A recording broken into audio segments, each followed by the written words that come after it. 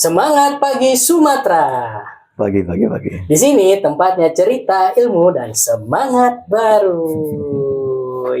Kita balik lagi di sini bersama Mas Haris dan saya Meza Rasar di podcast pada pagi hari ini ya. Ya. Nah, Mas, aku ingin bertanya nih, Mas. Ya. Apalagi kita topiknya hari ini teman-teman yaitu tentang leadership. Oke. Bagaimana caranya menjadi pemimpin yang efektif, Mas? Oke. Tentang leadership efektif ya. Saya kembalikan dulu ke yang awal. Setiap saya menjelaskan sesuatu pasti dari mindsetnya. Kita harus benerin mindset kita bahwa kita semua itu leader. Jadi mau memimpin tim, memimpin orang atau enggak sama sekali, kita tetap leader. Jadi Tuhan Allah sendiri ngomong ini ja'ilun fil ard khalifah. Diciptakan Allah di bumi ini itu sebagai khalifah kita. Artinya kita harus memimpin. Jadi harapan Allah itu memimpin. Laqad khalaqnal insana fi ahsani taqwim. Diciptakan manusia itu dengan sebaik-baiknya penciptaan. Sudah sebaik-baiknya penciptaan, jadi khalifah pula. Berarti harapannya kan seperti itu ya. Iya. Misal nih, saya engineer, saya produksi mobil. Saya ciptakan mobil ini sebaik-baiknya mobil misalkan. Harapan saya apa sih? Masa iya mobil itu dongkrok di garasi kan enggak?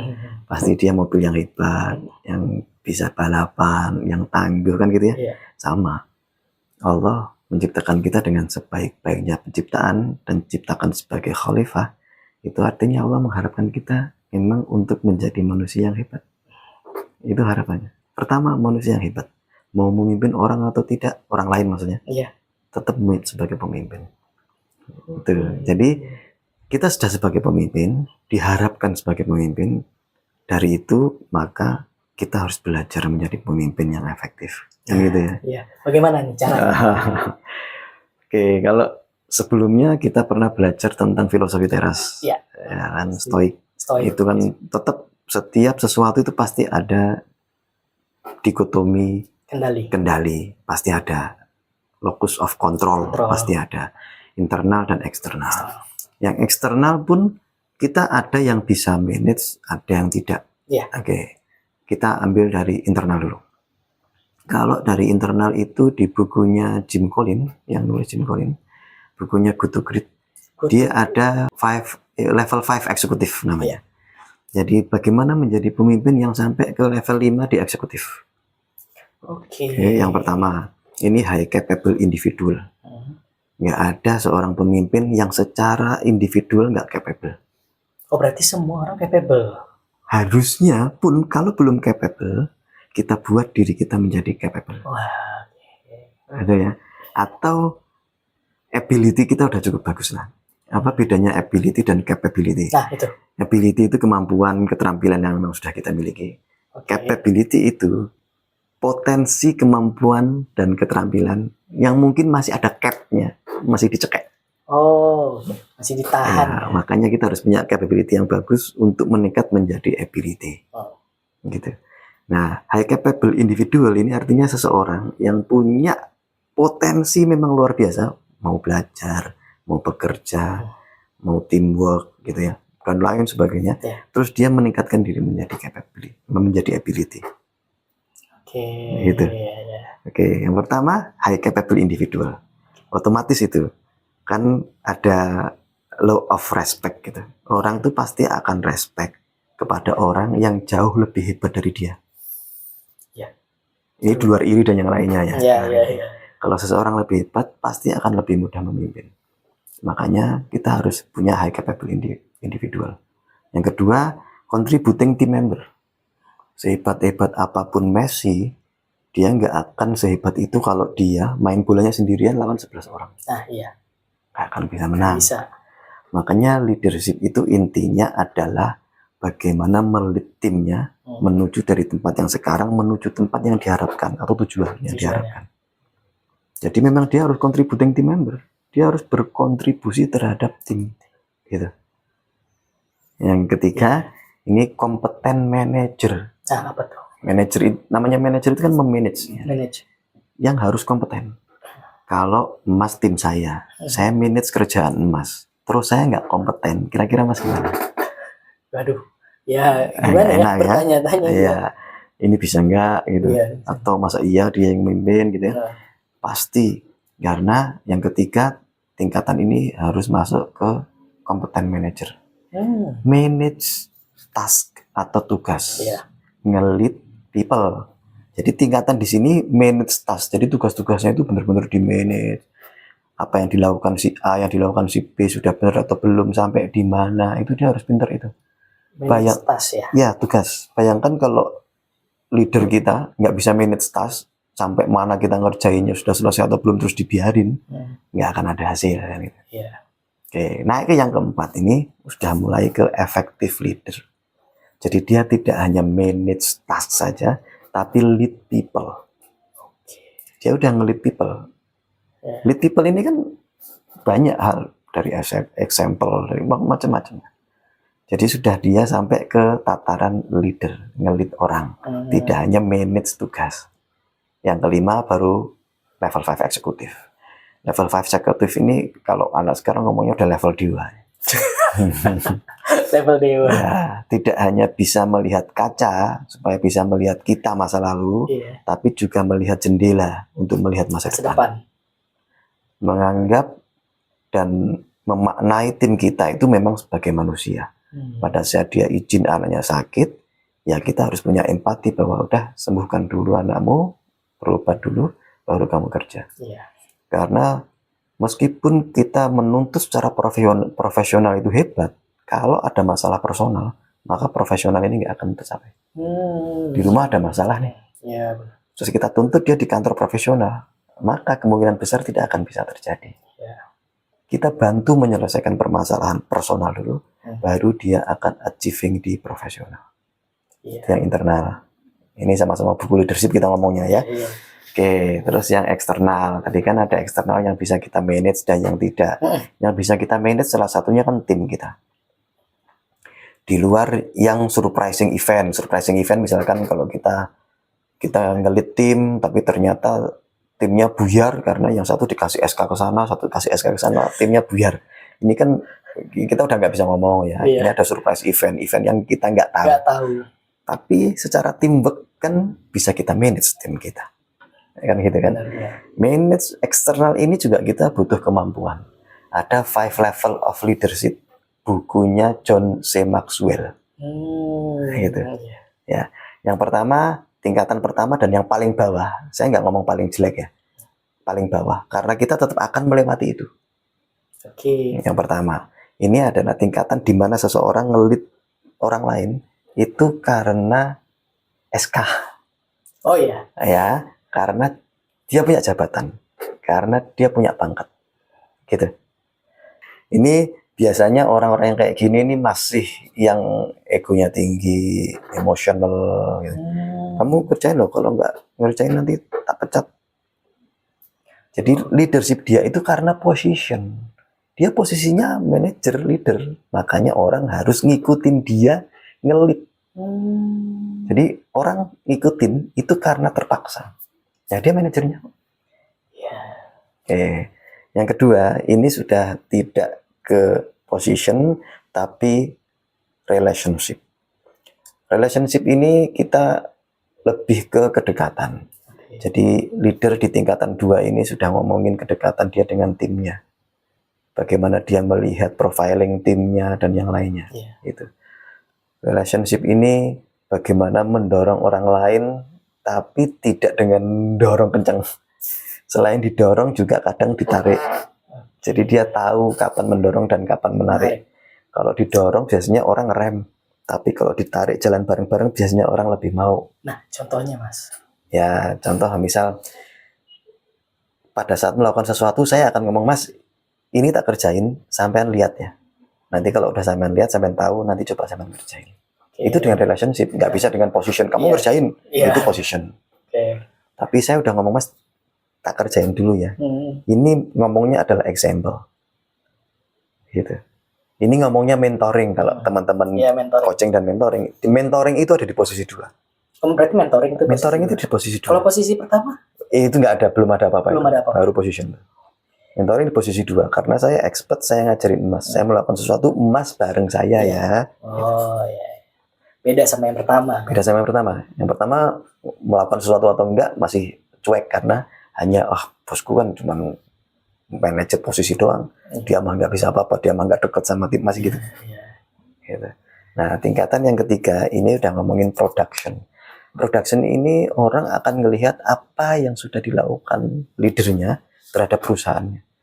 Oh iyalah, kalau Bapak A yang ngelit ini keren lah dia udah pengalaman nih. Dulu dia udah pernah ke ini, ke itu karena apresiasi, artinya dia udah achieve. Dia sudah ngebawa tim ini itu ke performance yang begini begitu gitu. Dia sudah punya value lah. Ya value. Dia udah punya value bahwa orang melihat dia itu karena apa yang sudah dilakukan untuk perusahaannya. Udah yakin lah kalau itu bagus lah gitu. Jadi orang mau dipimpin karena apa yang sudah dilakukan untuk perusahaannya. Artinya sudah ada garansi bahwa dia pintar memang. Dia sudah achieve ini, dia udah achieve itu. Oke. Yang keempat, ini masuk ke tataran people development. People development ini udah coaching. Kalau tadi mentoring, ini coaching. Nomor 2 mentoring, nomor 4 coaching. Coaching.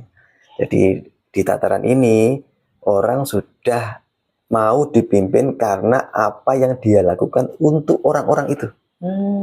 Jadi Mas, kenapa mau saya pimpin? Karena Mas sering saya coach. Mas tak kasih tahu ya Mas caranya public speaking. Mas tak kasih tahu ya supaya Mas bisa ngurangin Mas mau saya pimpin karena Mas ngerasa saya melakukan sesuatu untuk Mas. Gitu. Karena saya development Mas, saya nggak egois sudah. Udah nggak peduli Mas lebih hebat dari saya, lebih senang saya. Mas jago melakukan sesuatu, saya lebih suka, saya lebih ringan kerjaan saya. Enggak yang mikir kalau dia pinter, tak develop terus pinter, nanti saya ditendang. Enggak gitu udah mikirnya. Udah nggak ada ego.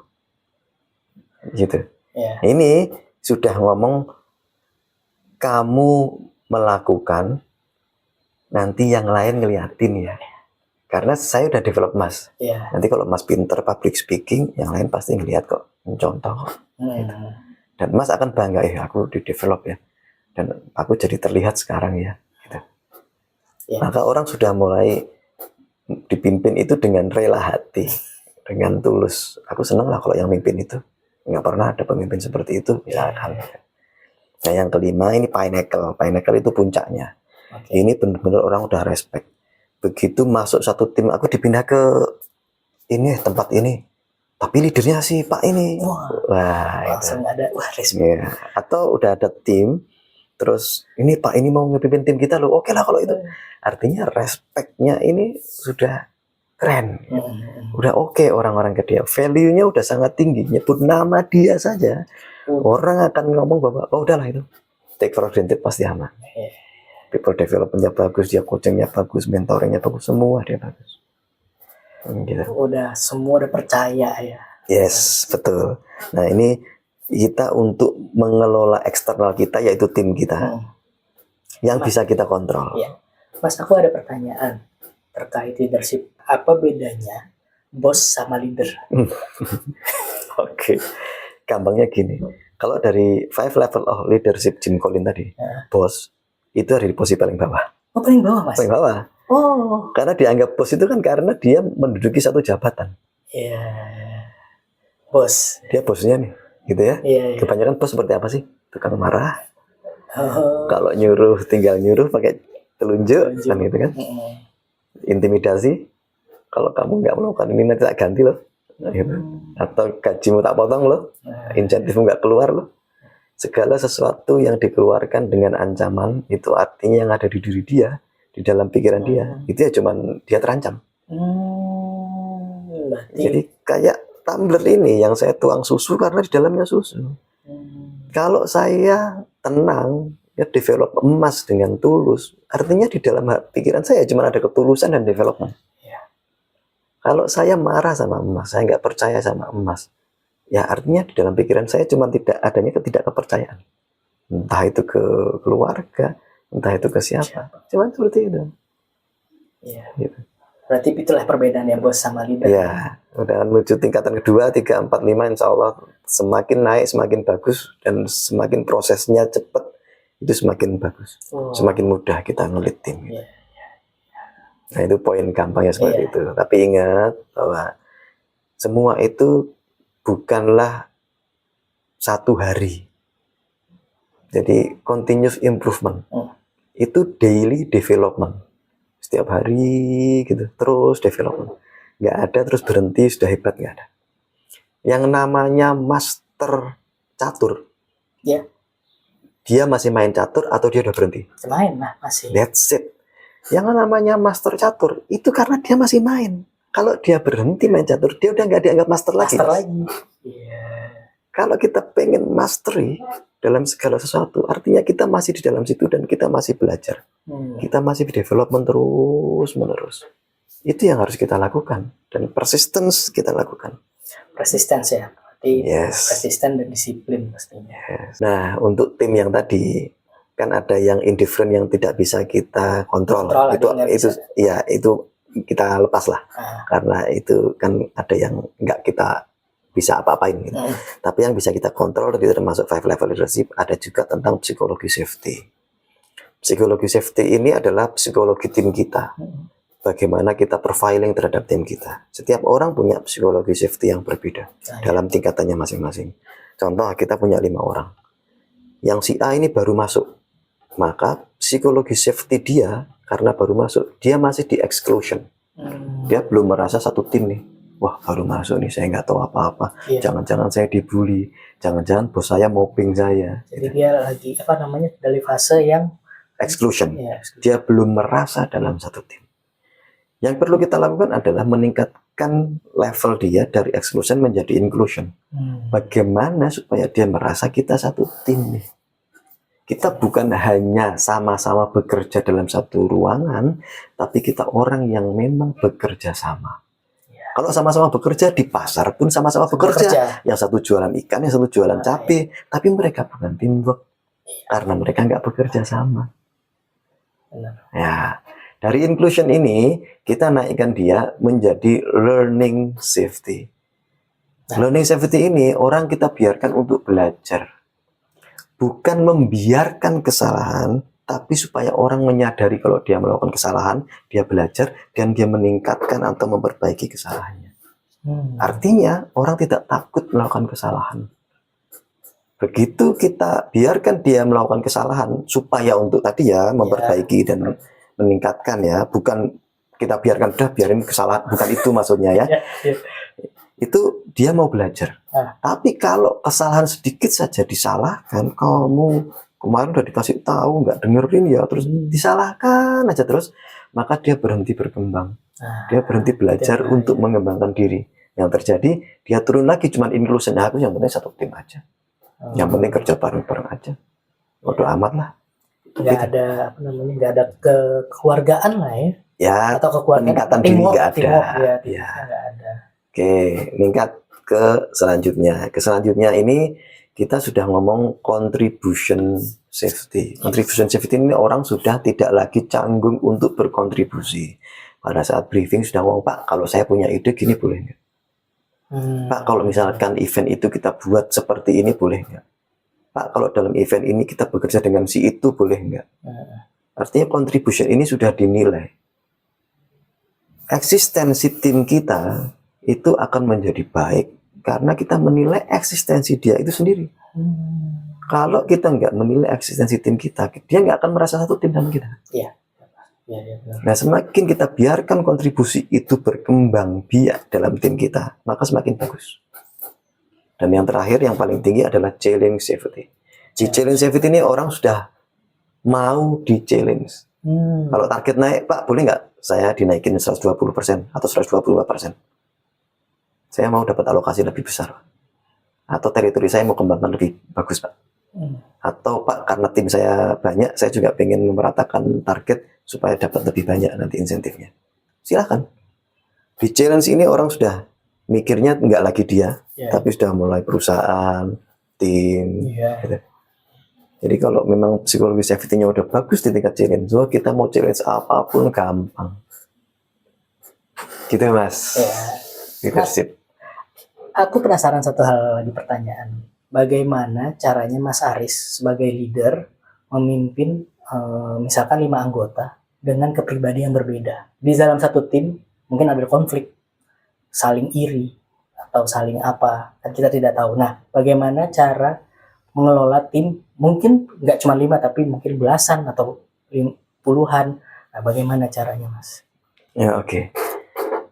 Di agama saya memberikan pelajaran tentang itu Mas. Jadi pada saat saya kenal sama orang, yang pertama itu saya lakukan adalah ta'aruf. Ta'aruf ini bukan untuk menikah doang loh ya. Ta'aruf itu artinya saling mengenal. Oke. Jadi tak kenal maka ta'aruf. Bukan tak sayang ya, ta'aruf. Kan harus ta'aruf dulu. Tak kenal maka ta'aruf. Jadi emang pertama ta'aruf. Saya harus kenal dulu Mas Maizar ini punya keluarga siapa, istrinya siapa, orangnya bagaimana, saya harus kenal dulu. Kalau saya udah kenal, maka yang kedua itu tafahum. Saya paham Mas. Oh, Mas ini ternyata punya traumatis. Mas ini punya kekurangan ini. Bukan untuk menjelekkan, tapi untuk meningkatkan, mengembangkan. Karena saya leadernya. Oke, setelah tahap fahum, maka tingkatan ketiga adalah ta'awun. Ta'awanu alal birri wa taqwa. Bertolong-menolonglah dalam kebaikan dan ketakwaan. Maka setiap apapun masalah di tim, kita saling tolong-menolong. Si A sakit anaknya, kita loh Mas. Kadang cuman iuran 25.000 atau 20.000, kumpulin. Ya. 10 orang kali 20.000 udah 200.000. Cukup lah untuk beli obat demam lah. At least seperti itulah kita. Ta'awun itu. Gitu. Terus setelah ta'awun ini baru yang tingkatan terakhir itu takaful. Takaful itu udah saling gendong. Jadi ringan sama dijinjing, berat sama dipikul. Gitu. Itu kita udah seperti itu. Jadi Mas kalau pernah di lampu merah ketemu sama teman-teman kita yang pang ya, nah itu satu rokok bisa bersepuluh. Kebersamaan. Teman-teman komunitas Vespa, yang Vespanya dibikin bannya ada 40.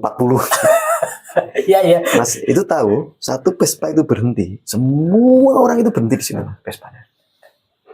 Karena dia ada ngerasa bahwa ini kita pikul bareng. Berarti susah dan senang bareng. Iya. Nah itu Mas caranya. Jadi pada saat saya masuk ke satu tim, sebelum saya bisa ngelit, oke saya lead ya, kalian harus ngikutin saya ya. Ya saya harus melakukan itu. Saya harus mendeketin mereka dulu. Dari ta'aruf, tafahum, ta'awun, takaful. Oke, iya. Itulah pendekatannya Mas. Ya.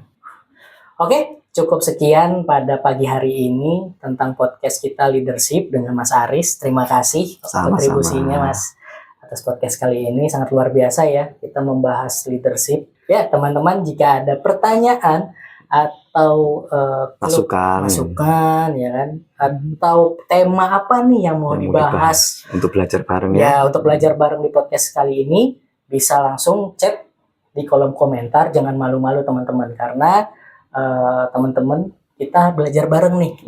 Ya kan, jadi jangan sungkan-sungkan. Dan jangan lupa subscribe dan nyalain loncengnya supaya terus gak ketinggalan nih update-update seru dari Semangat Pagi Sumatera. Jadi sekian Mas Aris. Oke, gitu aja teman-teman. Wallahu muwaffiq, wallahu a'lam bishawab. Subhanakallah wa bihamdika asyhadu an la ilaha illa anta astaghfiruka wa atubu ilaik. Ya, assalamualaikum warahmatullahi wabarakatuh.